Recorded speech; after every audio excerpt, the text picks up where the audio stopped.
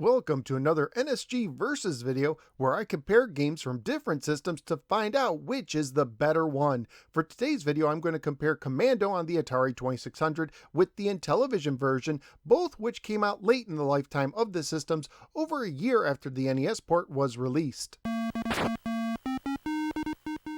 The Atari box art is somewhat dark, showing you from the side facing overwhelming odds including multiple soldiers, a tank, and a pillbox. The Intellivision box art is far more comical as your man is running towards you, smoking a cigar, randomly firing in the air, holding a smoking grenade, and even has a red Intellivision controller hanging on his belt. I'm going with the Atari 2600 art as it better depicts the feel and gameplay of Commando.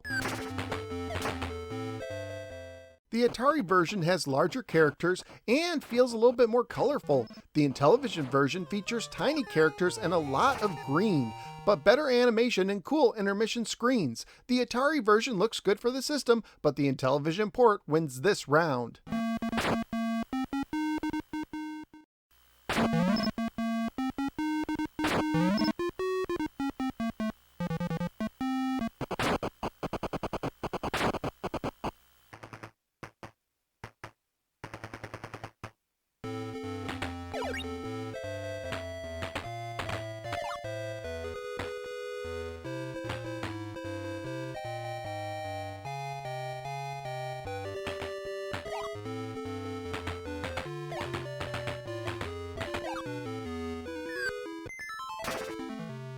The Atari version has some basic sounds accompanied by a short musical ditty that is good for the system. The Intellivision sounds are slightly better, but the music is surprisingly well done and some of the best you'll find on the system. The Intellivision wins this round by a landslide. The Atari version only uses one button, forcing you to tap to fire your gun and hold down the button to lob a grenade. However, the joystick works well in moving your soldier around. The game has 4 levels which repeat endlessly. The difficulty is neither too hard nor too easy. The Intellivision version allows you to fire in more directions. Hold down a button to continuously use your machine gun and using a second button for grenades. However, using the controller was physically painful for me after a while.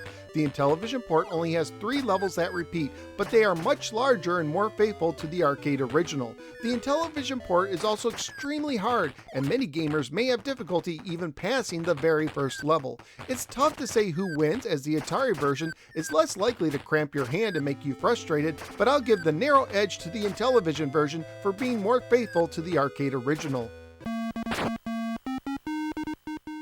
Currently at pricecharting.com, loose copies of the 2600 cartridge go for $6, while loose copies of the Intellivision cartridge go for about $19. The 2600 port is much more affordable, so it gets the win here.